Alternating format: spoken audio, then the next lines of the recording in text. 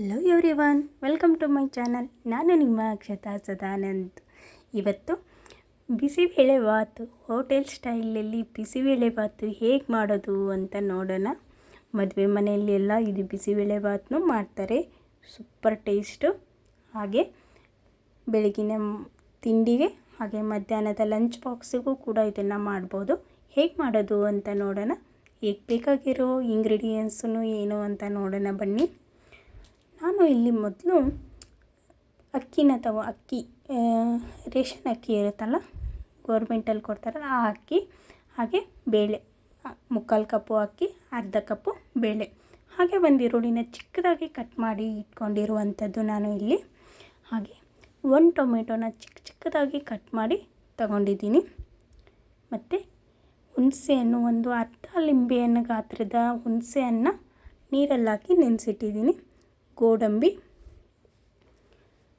ಕರಿಬೇವು, ಕೊತ್ತಂಬರಿ ಸೊಪ್ಪು, ಹಾಗೆ ಇಲ್ಲಿ ನೋಡಿ ನವಿಲುಗಡ್ಡೆ ಅಥವಾ ಗೆಡ್ಡೆಕೋಸು ಅಂತಲೂ ಕರೀತಾರೆ, ಅದನ್ನು ತೊಗೊಂಡಿದ್ದೀನಿ. ಕ್ಯಾರೆಟು, ಬೀನ್ಸು, ಬಟಾಣಿನ ಒಣಗಿರೋ ಬಟಾಣಿ ಇರುತ್ತಲ್ಲ ಅದನ್ನೇ ನೆನೆಸ್ಬಿಟ್ಟು ತೊಗೊಂಡಿರುವಂಥದ್ದು. ಹಾಗೆ ಇಲ್ಲಿ ನಾನು MTR ಬಿಸಿಬೇಳೆಬಾತ್ ಪೌಡ್ರನ್ನ ತೊಗೊಂಡಿದ್ದೀನಿ, ಏನು 10 ರೂಪಾಯಿ ಪ್ಯಾಕೆಟ್ ಬರುತ್ತಲ್ಲ ಅದು.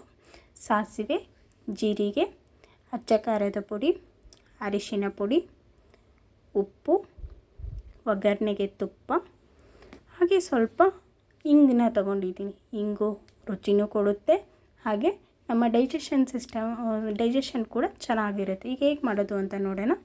ಮೊದಲು ಒಂದು ಕುಕ್ಕರ್ ತಗೊಳ್ಳಿ. ಕುಕ್ಕರಿಗೆ ಅಕ್ಕಿ ಮತ್ತು ಬೇಳೆನ ಹಾಕ್ಕೊಂಡಿದ್ದೀನಿ.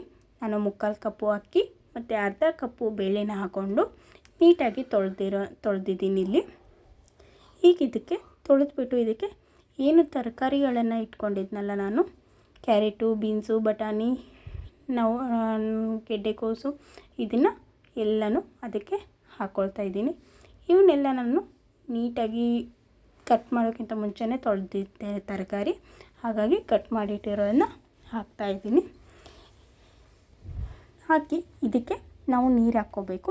ನಾವು ನಾರ್ಮಲಾಗಿ ರೈಸ್ ಮಾಡಬೇಕಾದ್ರೆ ಎಷ್ಟು 1 ಗ್ಲಾಸ್ ಅಕ್ಕಿಗೆ 2 ಗ್ಲಾಸ್ ಅಷ್ಟು ನೀರು ಹಾಕ್ತೀವಲ್ಲ, ಹಾಗೆ ಇದಕ್ಕೆ ಸ್ವಲ್ಪ ಜಾಸ್ತಿನೇ ನೀರು ಹಾಕಬೇಕು. ಒಂದು 3 ಗ್ಲಾಸ್ ಅಷ್ಟೆಲ್ಲ ಹಾಕಬೇಕು. ಯಾಕಂದರೆ ಅನ್ನ ನೀಟಾಗಿ ಬೇಯ್ದು ಸ್ವಲ್ಪ ತೆಳುವಾಗಿ ಬರಬೇಕು, ಮೆತ್ತಗೆ ಬೇಯಬೇಕು. ಹಾಗಾಗಿ ಅದಕ್ಕಂತ ನಾವು ನೀರನ್ನ ಜಾಸ್ತಿ ಹಾಕೋದು. ಈಗ ಇದಕ್ಕೆ ರುಚಿಗೆ ಉಪ್ಪು, ನಾವು ರೈಸ್ ಮಾಡಬೇಕಾದ್ರೆ ಉಪ್ಪು ಹಾಕ್ತೀವಲ್ಲ, ಅದು ಎಷ್ಟು ಪ್ರಮಾಣದಲ್ಲಿ ಹಾಕ್ತೀವೋ ಅಷ್ಟೇ ಪ್ರಮಾಣದಲ್ಲಿ ಇದಕ್ಕೂ ಉಪ್ಪು ಹಾಕಿ, ಹಾಗೆ ಸ್ವಲ್ಪ 1/4 ಟೇಬಲ್ ಸ್ಪೂನಷ್ಟು ಅರಿಶಿನ ಪೌಡ್ರು ಹಾಕ್ಕೊಂಡು ಇದನ್ನ ಒಂದು 3 ವಿಸಿಲು ಕೂಗಿಸ್ಕೊಳ್ಳೋಣ. ಕುಕ್ಕರು ಲಿಡ್ ಕ್ಲೋಸ್ ಮಾಡಿ ಒಂದು 3 ವಿಸಿಲ್ ಕೂಗಿಸ್ಕೊಂಬಿಡೋಣ. ಇದು ಒಂದು 3 ವಿಸಿಲಾಗಿದೆ. ಇದನ್ನು ಪಕ್ಕಕ್ಕೆ ಎತ್ತಿಟ್ಬಿಡೋಣ. ಇವಾಗ ಮತ್ತೆ ಒಂದು ಪಾತ್ರೆ ಇಟ್ಕೊಂಡು, ಪಾತ್ರೆ ಸ್ವಲ್ಪ ಬಿಸಿಯಾಗಲಿ. ಪಾತ್ರೆ ಬಿಸಿ ಆದಮೇಲೆ ಇದಕ್ಕೆ ತುಪ್ಪ ಹಾಕ್ಕೊಳ್ತಾ ಇದ್ದೀನಿ. ತುಪ್ಪ ನೋಡಿ, ತುಪ್ಪನೂ ಹಾಕ್ಕೋಬೋದು, ಎಣ್ಣೆನೂ ಹಾಕ್ಕೋಬೋದು. ತುಪ್ಪ ಹಾಕೋದ್ರಿಂದ ಚೆನ್ನಾಗಿ ಘಮನೂ ಬರುತ್ತೆ, ಟೇಸ್ಟು ಚೆನ್ನಾಗಿರುತ್ತೆ ಅನ್ನೋ ಕಾರಣಕ್ಕೆ ನಾನು ಇಲ್ಲಿ ತುಪ್ಪ ಹಾಕ್ಕೊಂಡಿರೋದು. ತುಪ್ಪ ಬಿಸಿ ಆದಮೇಲೆ ಗೋಡಂಬಿನ ಹಾಕ್ಕೊಳ್ತಾ ಇದ್ದೀನಿ.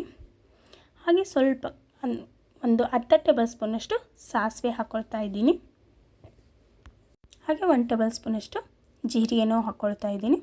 ಹಾಗೆ ಕಟ್ ಮಾಡಿ ಏನು ಕರಿಬೇವು ತೊಗೊಂಡಿದ್ನಲ್ಲ, ಕರಿಬೇವನ್ನ ಹಾಕ್ಕೊಂಡು ಸ್ವಲ್ಪ ಇದನ್ನ ನೀಟಾಗಿ ಫ್ರೈ ಮಾಡ್ಕೊಂಬಿಡೋಣ. ಇದು ಗೋಡಂಬಿ ಎಲ್ಲ ಗೋಲ್ಡನ್ ಬ್ರೌನ್ ಕಲರ್ ಬರೋವರೆಗೂ ಸ್ವಲ್ಪ ಫ್ರೈ ಮಾಡ್ಕೋಬೇಕು. ಈಗ ಆಗಿದೆ, ಗೋಲ್ಡನ್ ಬ್ರೌನ್ ಕಲರ್ ಬಂದಿದೆ. ಇದಕ್ಕೆ ಈರುಳ್ಳಿನ ಹಾಕ್ಕೊಳ್ತಾ ಇದ್ದೀನಿ. ಈರುಳ್ಳಿನ ಹಾಕ್ಕೊಂಡು ನೀಟಾಗಿ ಫ್ರೈ ಮಾಡ್ಕೊಂಬಿಡೋಣ ಸ್ವಲ್ಪ. ಈಗ ಇದಕ್ಕೆ ಒಂದು ಚಿಟಿಕೆಯಷ್ಟು ಉಪ್ಪು ಹಾಕ್ಕೊಳ್ಳೋಣ. ಉಪ್ಪು ಹಾಕ್ಕೊಳ್ಳೋದ್ರಿಂದ ಈರುಳ್ಳಿ ಬೇಗನೆ ಟ್ರಾನ್ಸ್ಪರೆಂಟಾಗಿ ಬೇಗನೆ ಬೇಯುತ್ತೆ ಅನ್ನೋ ಕಾರಣಕ್ಕೆ ಚಿಟಿಕೆಯಷ್ಟು ಉಪ್ಪು ಹಾಕ್ಕೊಳ್ತಾ ಇದ್ದೀನಿ. ಹಾಕ್ಕೊಂಡು ಫ್ರೈ ಮಾಡ್ಕೊಳ್ಳೋಣ. ಈಗ ಇದಕ್ಕೆ ಒಂದು ಟೊಮೆಟೊನ ಚಿಕ್ಕದಾಗಿ ಕಟ್ ಮಾಡಿ ಇಟ್ಕೊಂಡಿದ್ನಲ್ಲ, ಆ ಟೊಮೆಟೊನೂ ಹಾಕ್ಕೊಳ್ತಾ ಇದ್ದೀನಿ. ಹಾಕ್ಕೊಂಡು ಫ್ರೈ ಮಾಡ್ಕೊಳ್ಳೋಣ. ಈ ಟೊಮೆಟೊ ಎಲ್ಲ ಮೆತ್ತಗೆ ಹಾಕಬೇಕು, ಅಲ್ಲಿವರೆಗೂ ಸ್ವಲ್ಪ ಫ್ರೈ ಮಾಡ್ಕೊಳ್ಳೋಣ. ಈಗ ಇದಕ್ಕೆ ಹಿಂಗೆ ಹಾಕ್ಕೊಳ್ತಾ ಇದ್ದೀನಿ. ಸ್ವಲ್ಪ ಇಂಗು, ಒಂದು 1/4 ಟೇಬಲ್ ಸ್ಪೂನಷ್ಟು ಹಾಕ್ಕೊಳ್ಳಿ ಸಾಕು. ಹಿಂಗೆ ಹಾಕೋದ್ರಿಂದ ಡೈಜೆಷನ್ ಚೆನ್ನಾಗಾಗುತ್ತೆ, ಹಾಗೆ ರುಚಿನೂ ಅಷ್ಟೇ ಚೆನ್ನಾಗಿ ಬರುತ್ತೆ. ಸ್ವಲ್ಪ ಅರಿಶಿನ ಪುಡಿ ಹಾಕ್ಕೊಳ್ತಾ ಇದ್ದೀನಿ.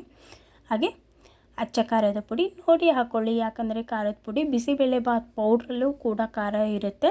ಹಾಗಾಗಿ ಖಾರ ಎಷ್ಟು ಬೇಕೋ ಅಷ್ಟು ನೋಡಿ ಹಾಕ್ಕೊಳ್ಳಿ. ಹಾಗೆ ಬಿಸಿಬೇಳೆಬಾತ್ ಪೌಡ್ರನ್ನೂ ಹಾಕ್ಕೊಳ್ತಾ ಇದ್ದೀನಿ. ನಾನಿಲ್ಲಿ ಮೀಡಿಯಮ್ 10 ರೂಪಾಯಿ ಪ್ಯಾಕೆಟ್ ತೊಗೊಂಡಿದ್ದೆ, ಅದರಲ್ಲೇ ನಾನು ಅರ್ಧದಷ್ಟು ಮಾತ್ರ ಹಾಕ್ಕೊಳ್ತಾ ಇದ್ದೀನಿ. ಯಾಕಂದರೆ ನಾನು ಮಾಡ್ತಿರೋದು ಇಬ್ಬರಿಗೆ ಅಲ್ವಾ, ಪೌಡ್ರು ತುಂಬಾ ಜಾಸ್ತಿ ಆಗಿಬಿಡುತ್ತೆ. ಅದಕ್ಕೆ ನಾನು ಒಂದು ಅರ್ಧ ಪ್ಯಾಕೆಟ್ ಮಾತ್ರ ಹಾಕ್ಕೊಳ್ತಾ ಇರೋದು. ಹಾಕ್ಕೊಂಡು ನೀಟಾಗಿ ಫ್ರೈ ಮಾಡ್ಕೊಂಬಿಡೋಣ. ಯಾಕಂದರೆ ಸ್ಮೆಲ್ಲೆಲ್ಲ ಹೋಗಬೇಕು. ಇಷ್ಟು ಫ್ರೈ ಮಾಡಿಕೊಂಡು ಹೀಗೆ ಹುಣಸೆ ಹುಳಿನ ಹಾಕ್ಕೊಳ್ತಾ ಇದ್ದೀನಿ. ಹುಣಸೆ ಹಣ್ಣು ನೆನೆಸಿಟ್ಟಿದ್ನಲ್ವ, ನೀಟಾಗಿ ಹಿಂಡ್ಬಿಟ್ಟು ಅದರ ನೀರಿನ ಹುಳಿ ಮಾತ್ರ ಹಾಕ್ಕೊಳ್ಳೋದು. ಹಾಕ್ಕೊಂಡು ಸ್ವಲ್ಪ ಇದರಲ್ಲೇ ಕುದಿಬೇಕು. ಅದು ನಾವೀಗ ಹುಣಸೆ ಹಣ್ಣು ಹಾಕಿದ್ದೀವಿ ಅಂದಮೇಲೆ ಸ್ವಲ್ಪ ಬೆಲ್ಲನೂ ಹಾಕಬೇಕಲ್ವ. ಅದಕ್ಕೆ 1 ಟೇಬಲ್ ಸ್ಪೂನಷ್ಟು ಮಾತ್ರ ಬೆಲ್ಲ ಹಾಕ್ತಾಯಿದ್ದೀನಿ. ನಾನು ಪೌಡ್ರ್ ಬೆಲ್ಲ, ಆರ್ಗ್ಯಾನಿಕ್ ಬೆಲ್ಲ ಬರುತ್ತಲ್ಲ ಆ ಬೆಲ್ಲನ ಯೂಸ್ ಮಾಡ್ತಿದ್ದೆ. ನಿಮ್ಮ ಮನೇಲಿ ಯಾವ ಬೆಲ್ಲ ಇದೆಯೋ ಅದೇ ಬೆಲ್ಲನ ಹಾಕ್ಕೋಬೋದು. ಬೆಲ್ಲ ಹಾಕ್ಕೊಂಡು ಫ್ರೈ ಮಾಡ್ಕೊತಾ ಇದ್ದೀನಿ. ಇವಾಗ ಹುಣಸೆ ಹಣ್ಣಿಗೆ ಇನ್ನೂ ಸ್ವಲ್ಪ ನೀರು ಹಾಕ್ಕೊಂಬಿಟ್ಟು ಆ ನೀರನ್ನ ಹಾಕ್ಕೊಂಬಿಡೋಣ. ಹಾಕ್ಕೊಂಡು ಸ್ವಲ್ಪ ಈ ನೀರಲ್ಲಿ ಅದು ಕುದೀಲಿ, ಒಗ್ಗರಣೆ ಕುದಿಬೇಕು. ಅಂದರೆ ಚೆನ್ನಾಗಿ ಟೇಸ್ಟ್ ಬರುತ್ತೆ, ಮಸಾಲೆ ಎಲ್ಲ ಹೀರ್ಕೊಳ್ಳುತ್ತಲ್ಲ. ಉಪ್ಪು ಹಾಕ್ಕೊಂಬಿಟ್ಟು ರುಚಿಗೆ ನೋಡಿ ಉಪ್ಪು ಹಾಕ್ಕೊಳ್ಳಿ. ನಾನು ಅವಾಗೆ ಸ್ವಲ್ಪ ಈರುಳ್ಳಿಗೆ ಮಾತ್ರ ಹಾಕಿದ್ದು.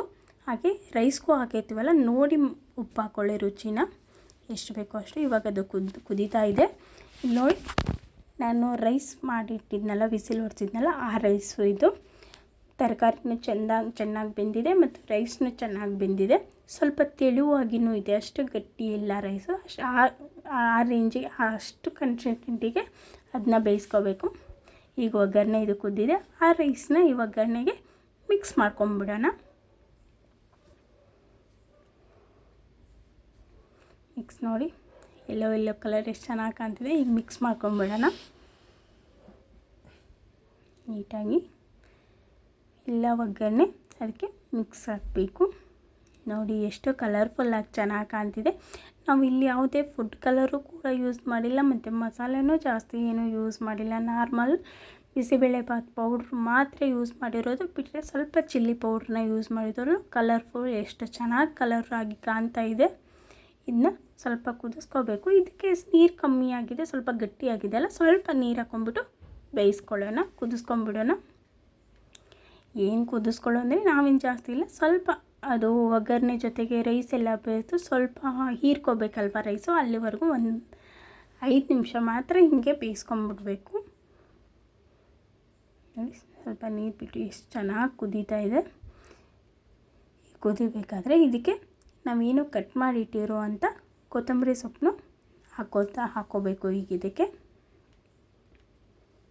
ಸ್ವಲ್ಪ ಕಟ್ ಮಾಡಿಟ್ಟಿರೋ ಅಂಥ ಕೊತ್ತಂಬರಿ ಸೊಪ್ಪನ್ನ ಹಾಕ್ಕೊಳ್ತಾ ಇದ್ದೀನಿ. ಹಾಕ್ಕೊಂಡು ನೀಟಾಗಿ ಮಿಕ್ಸ್ ಮಾಡ್ಕೊಂಬಿಡೋಣ.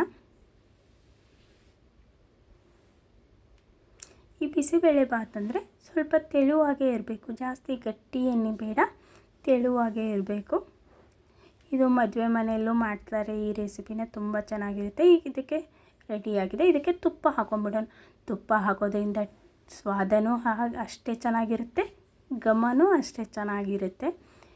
ಮೇಲೆ ತುಪ್ಪ ಹಾಕೋದ್ರಿಂದ ತುಂಬಾ ರುಚಿಯಾಗಿರುತ್ತೆ. ಈ ರುಚಿಕರವಾದಂಥ ಬಿಸಿಬೇಳೆಬಾತನ್ನ ನೀವು ಒಂದು ಸಾರಿ ಮನೆಯಲ್ಲಿ ಟ್ರೈ ಮಾಡಿ ನೋಡಿ. ರೆಡಿ ಆಗೇ ಬಿಡ್ತು. ಇದನ್ನ ಇವಾಗ ಒಂದು ಬೌಲಿಗೆ ಸರ್ವ್ ಮಾಡ್ಕೊತಾ ಇದ್ದೀನಿ. ನಾವು ತರಕಾರಿ ಎಲ್ಲ ಹೆಚ್ಚಿಟ್ಕೊಂಡ್ರೆ ಏನು ಈ ಕಡೆ ವಿಸಿಲ್ ಹೊಡಿಸ್ಬೋದು, ಈ ಕಡೆ ಒಗ್ಗರಣೆ ಹಾಕೋಬೋದು, ತುಂಬ ಚೆನ್ನಾಗಿರುತ್ತೆ. ಈ ಬಿಸಿಬೇಳೆಬಾತಿಗೆ ನಾವು ಕಂಪಲ್ಸರಿ ಖಾರ ಬೂಂದಿ ಯೂಸ್ ಮಾಡಲೇಬೇಕು. ಖಾರ ಬೂಂದಿ ಹಾಕ್ಕೊಂಡು ಬಿಸಿಬೇಳೆಬಾತನ್ನ ಸವಿತಾ ಇದ್ದರೆ, ಈ ಖಾರ ಬೂಂದಿ ಜೊತೆಗೆ ಬಿಸಿಬೇಳೆಬಾತ್ ನಾವು ಸವಿಯೋದ್ರಿಂದ ವಾವ್ ಏನು ರುಚಿಯಾಗಿರುತ್ತೆ. ರೈಸು ಕ್ರಿಸ್ಪಿ ಖಾರ ಬೂಂದಿ ತುಂಬ ಒಳ್ಳೆ ಕಾಂಬಿನೇಷನ್. ಇದ್ರ ಜೊತೆಗೆ ಒಂದು ಸಾರಿ ಇದನ್ನ ಮನೇಲಿ ಟ್ರೈ ಮಾಡಿ ನೋಡಿರಿ, ತುಂಬಾ ಚೆನ್ನಾಗಿರುತ್ತೆ. ಈ ರೆಸಿಪಿ ನಿಮಗೆ ಇಷ್ಟ ಆಗಿದ್ದರೆ ಲೈಕ್ ಮಾಡಿರಿ, ಶೇರ್ ಮಾಡಿರಿ, ಕಮೆಂಟ್ ಮಾಡಿರಿ. ಹಾಗೆ ನನ್ನ ಚಾನಲ್ನ ಸಬ್ಸ್ಕ್ರೈಬ್ ಮಾಡಿರಿ. ಯಾರು ಸಬ್ಸ್ಕ್ರೈಬ್ ಮಾಡಿದೆ ನನ್ನ ಚಾನಲ್ನ ನೋಡಿದ್ರೆ ಪ್ಲೀಸ್ ಸಬ್ಸ್ಕ್ರೈಬ್ ಮಾಡಿರಿ. ವಿಡಿಯೋ ನೋಡಿದ್ದಕ್ಕೆ thank you so much everyone.